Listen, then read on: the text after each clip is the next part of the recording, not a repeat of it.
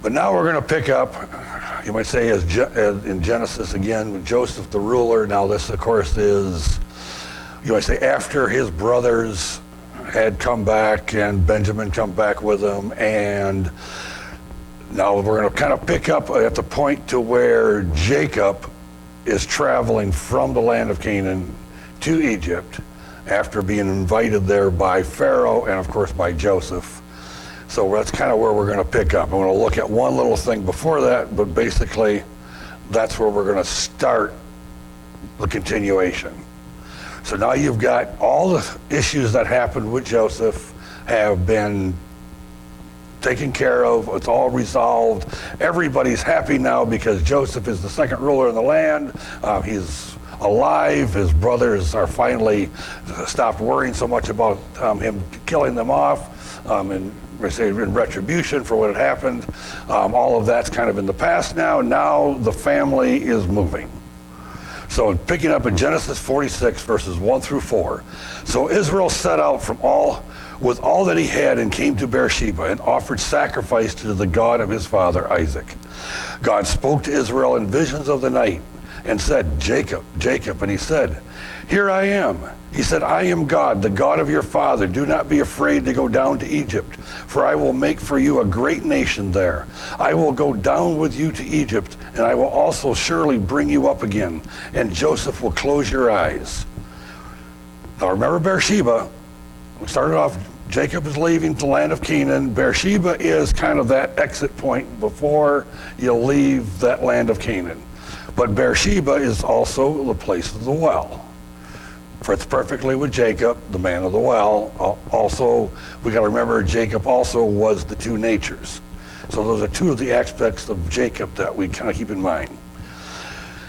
So, but why do you think they went to Egypt and staying in the land of Canaan? I mean, because God was there and he could provide for them in Canaan just as well as in Egypt. And I think there's actually a few logical reasons why God chose to move this small group into Egypt at this time. It's all part of his plan. Because Egypt is known as the house of slavery. That's how, you might say, the Jews see Egypt. But we also know Egypt in respect of, it's also kind of a symbol of the world in general. But getting out of the land of Canaan, being a small group that could easily be absorbed into any of the larger groups in the land of Canaan would have been a disaster. It would have been the end of that separation. So, the people of Egypt, they had a disdain for foreigners. So this is a good place to go. So there's less chance of intermarriage. So there's a positive.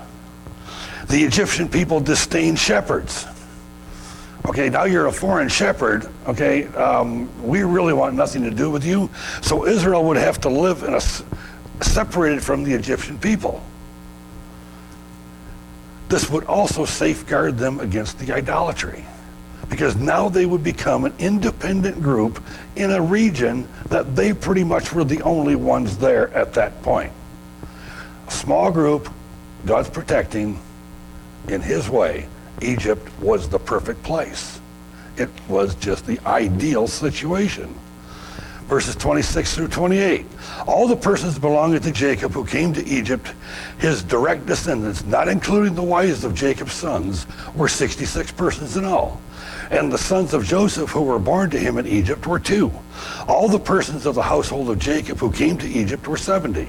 Now we look at the math and it doesn't seem to quite come up, but we're going to get into this in a little bit more detail a little further on. So stop trying to take 66 and 2 and come up with 70. One of the little points I would make sure we cover. Now he sent Judah before him to Joseph, that's Jacob is the he, to point out the way before him to Goshen, and they came into the land of Goshen. That's another important point in this whole series of events that are taking place. Genesis 47, verses 7 through 10. Then Joseph brought his father Jacob and presented him to Pharaoh. And Jacob blessed Pharaoh. Pharaoh said to Jacob, "How many years have you lived?" So Jacob said to Pharaoh, "The years of my sojourning are 130. Few and unpleasant they have been the years of my life, nor have they obtained to the years of my fathers lived during the days of their sojournings." And Jacob blessed Pharaoh, and he went out from his presence. A few little points also. A lot of this stuff we're going to go back to, and we're going to pick out things that I think really jump out. Okay, but notice that Jacob blessed Pharaoh. Now, this doesn't seem right, but it does. Here again, we're going to dig into this far deeper as we move along. But we have to follow the events as they're taking place. And I'm not covering everything, because otherwise I'd be up here just reading those few chapters. So I'm picking out highlights. Verses 11 and 12. So Joseph settled his father and his brothers and gave them a possession in the land of Egypt, in the midst of the land, in the land of Ramses, as Pharaoh had ordered. Joseph provided his father and his brothers and all his father's household with food according to the little ones. Now Pharaoh, this was an interesting thing. Joseph actually got Pharaoh to command where they were to go, because it was the best of the land. See, if Joseph would have himself had said, "This is where I want them to go," using his clout, the Egyptians would have got angry. But since Pharaoh is his idea, the way that it all laid out, Joseph actually had Pharaoh come up with the idea to go to the land of Goshen because it was the best place. Remember last time we talked about Joseph and his shrewdness? That was another example of his shrewdness. Verses 13 through 15. Now there was no food in all the land, because the famine was very severe. So the land of Egypt and the land of Canaan languished because of the famine. Joseph gathered all the money that was found in the land of Egypt and the land of Canaan for the grain which they had bought. And Joseph brought the money to Pharaoh's house. When the money was all spent in the land of Egypt and in the land of Canaan, all the Egyptians came to Joseph and said, "Give us food, for why should we die in your presence? For our money is gone." The famine is going on. Remember, there's 7 years of it. So they run out of their own storehouses. Now they have to buy it from the storehouses that Joseph had set up. Well, eventually your money runs out because the famine is so bad. So you've lost your job, let's say.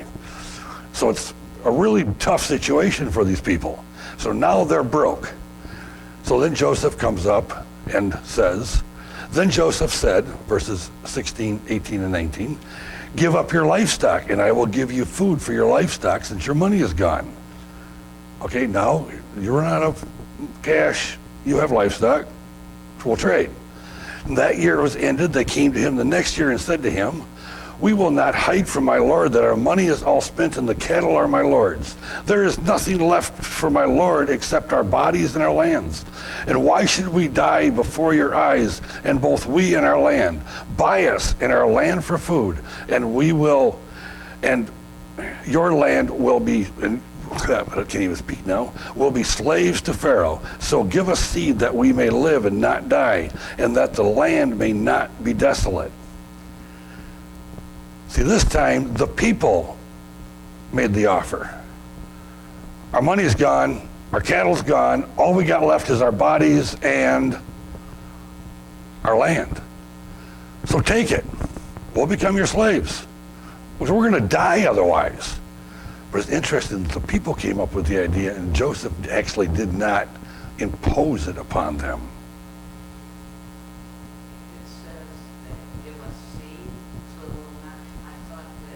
The famine was going to come to an end. The famine was going to come to an end. Remember, the people knew that it was 7 years. Well, this would have been, you're probably going to go into the 8th year, you would have to have seed at the beginning of the 8th year. Because if you didn't have seed, And even though you might say everything is better now, you might say the Nile is overflowing like it's supposed to, and we can start growing crops again, then you'd have to have seed. Because if you didn't have seed, it would be nothing. So yes, they are asking for seed, but that's for at the end of the famine, or the end of the desolation part, so that they can grow up crops again. So that's why they're asking for seed. So verses 20-21. So Joseph bought all the land of Egypt for Pharaoh. For every Egyptian sold his field because the famine was severe upon them. Thus the land became Pharaoh's. As for the people, he removed them from the cities, removed them to the cities from one end of Egypt border to the other. So he consolidates the people into pockets. And of course, these cities are where the storehouses were. So during that period of time, while they would still need food, instead of trying to do a distribution of the food, you just move the people to where the food is. So, and that might have been the last year or 2 years of the famine. It doesn't give us a breakdown of which years and which things happened. Those are all assumptions. But obviously, Joseph, because he was a really good administrator, and he realized this was the most efficient way for them to care for it. But now we're going to look at how this part of Scripture, this what we call one of these Bible stories, actually speaks to us. Because it actually has a whole bunch of stuff in there that tells us about God's plan of salvation. So we're going to start off in Galatians. And this is how the rest of it, we're going to look at most of it as an allegory. In Galatians 4:24-26, this is allegorically speaking for those women are two covenants, one proceeding from Mount Sinai, bearing children, who were to be slaves. She is Hagar. Now, Hagar is Mount Sinai in Arabia and corresponds to the present Jerusalem, for she is in slavery with her children. But the Jerusalem above is free. She is our mother. Talking about Hagar and her offspring, and Sarah and her offspring. Now, of course, this is the beginning of the Israelite nation. But the separation allegorically, Hagar is offspring is the world. Sarah's offspring are the people of God. Even though you might say they both are fathered by Abraham. So this allegory, the scripture very clearly points out to us that there are things that it's teaching us inside of all these others.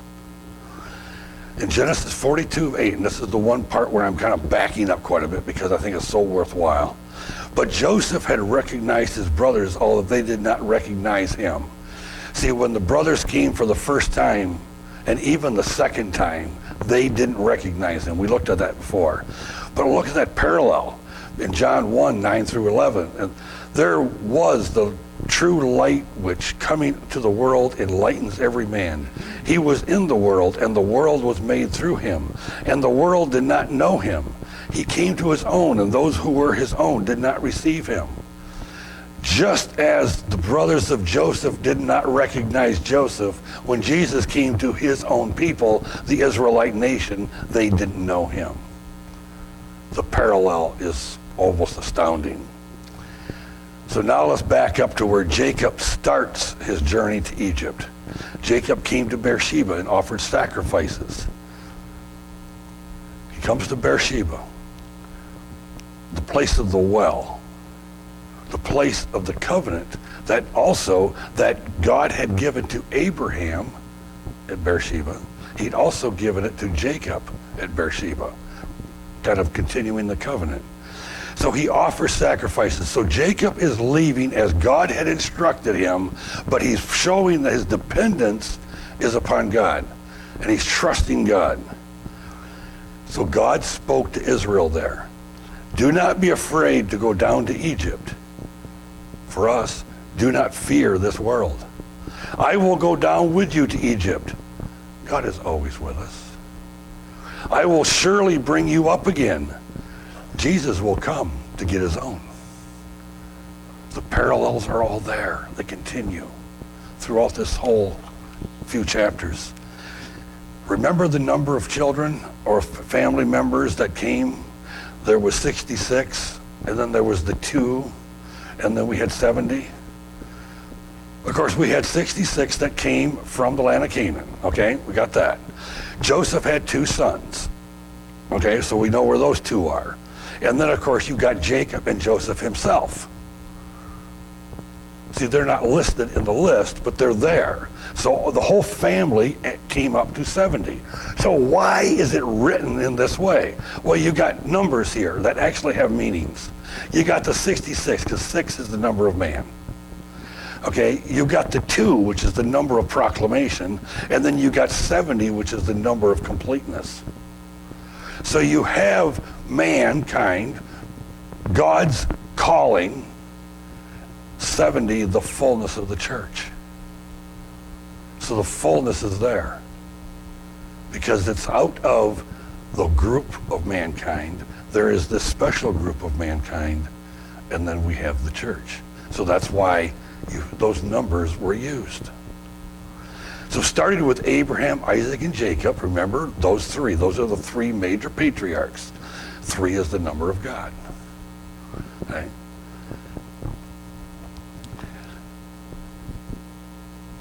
Now you have the 70. So you have God, Abraham, Isaac, and Jacob. Out of that, Jacob has the 12 sons. So you have the 12 tribes, which is the Old Testament church. So the 70 is the fullness of the church. So those numbers all correspond with each other.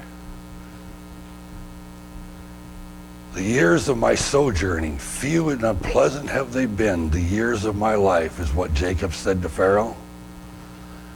Our lives can have all sorts of trials. Jacob had a lot of them. A lot of his trials were self-inflicted. Okay? A lot of our trials are self-inflicted. But life is full of trials. But at the same time, the same God that carried Jacob through all these trials is the same God that carries us through ours. That hasn't changed. And then remember that other line? Now he sent Judah before him to Joseph to point out the way. John chapter 1, verses 6 and 7. There came a man sent from God whose name was John, and he came as a witness to testify about the light, so that all might believe through him. Sent Judah ahead to Joseph, to the land of Canaan, and have him come back and kind of give us directions, kind of help us to see the way. John the Baptist came to prepare the way of the Lord. That line in Genesis wasn't there by accident. It was to demonstrate that God is preparing the way, showing that parallel between Judah showing directions, John the Baptist preparing the way, and our God going before us. For every shepherd is loathsome to the Egyptians, in Mark 13:3. You will be hated by all because of my name, but the one who endures to the end will be saved. We are the sheep of his pasture. We are hated by the world. The Egyptians hated shepherds. The parallels again. Joseph provided his father and his brothers and all his father's household with food according to the little ones. And I love the fact that they put according to the little ones. It meant the whole of the family is going to be cared for.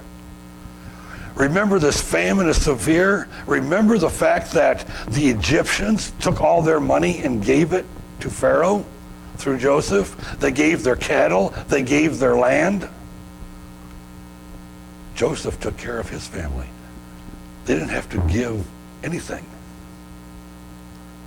It was free, just like our salvation. It is free.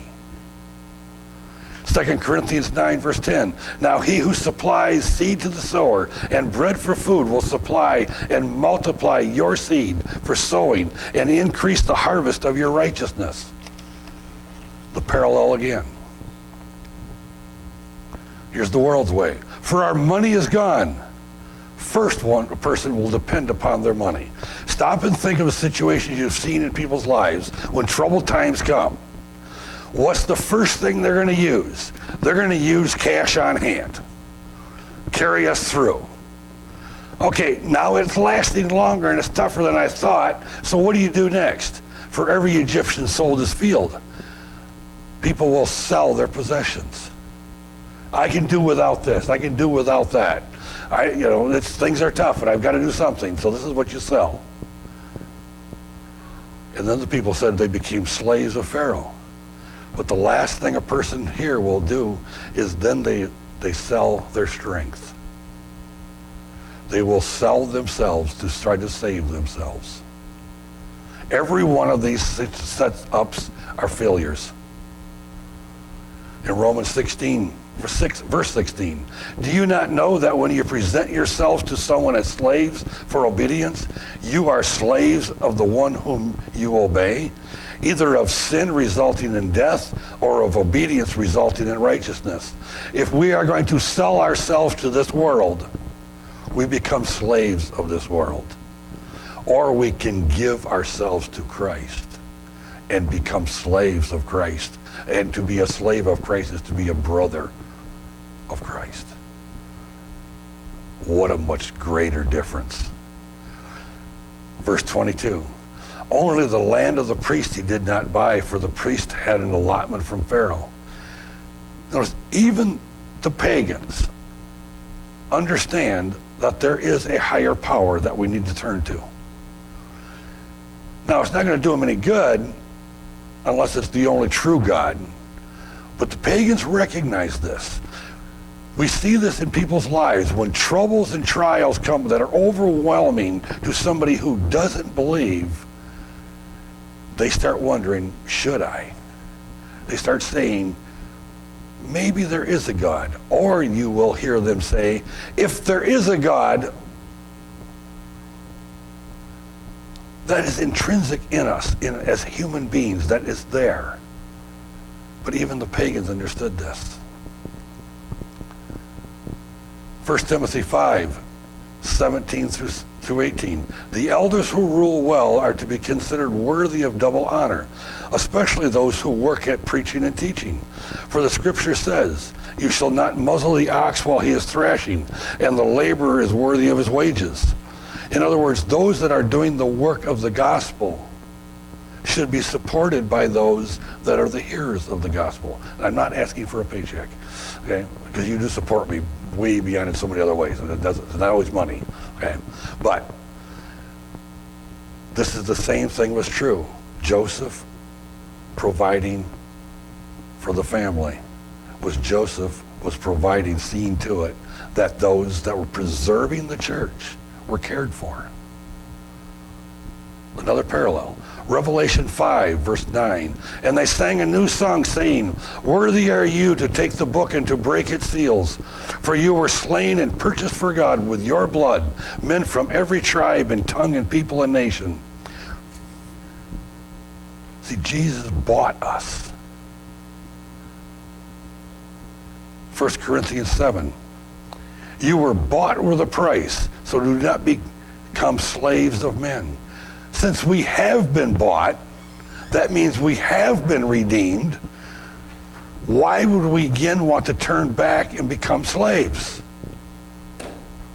Slaves to sin, slaves to the world. It wasn't that this purchase was just an arbitrary thing. No, Jesus' death on the cross, his shedding of his blood was a real thing, a horrendous thing. And he did it for us while we were still sinners. It wasn't that, well, because you're a pretty good person, I might do this for you. No, it's because he said, your good works are like filthy rags and I'll still die for you. Our Savior gave himself before we could do anything. Now this Egypt, just kind of sum this all up. This Egypt is the world. Its people search for peace. They try to find it in wealth, power, or self. That's the world. The Egyptians gave all they had, but it was never enough. People try to do a whole bunch of good stuff, try to help out these charities, to feed the poor, to, all these things. like I'm going to earn God's favor. And try and try. The Egyptians gave everything, and what did they end up with? Nothing but becoming slaves. And even interestingly enough, for generations to come, their children and their children's children still gave 1/5 of their income to Pharaoh. Generations later. The Egyptians gave all they had, but was never enough. As is true of people today, they search but never find. Now for God's people, it's different. They know there is nothing that we can do to obtain peace. There is nothing we can do on our own. So they and we put our trust in the only God, believing in the work done by his son Jesus, who gave all. Yes. This is our part. Believe. It's free. Or don't and stay a slave, because that's actually what the people of the world are. They are slaves. And not even realizing it, because they keep having this mindset, but they're so blinded by Satan. So blinded to the truth. We have the truth, but what does that mean? That if we have that truth, are we to hide it or are we to share it? It's something so great and so fantastic that it should be impossible for us not to share it. Because it's Jesus is the sweetest name I know.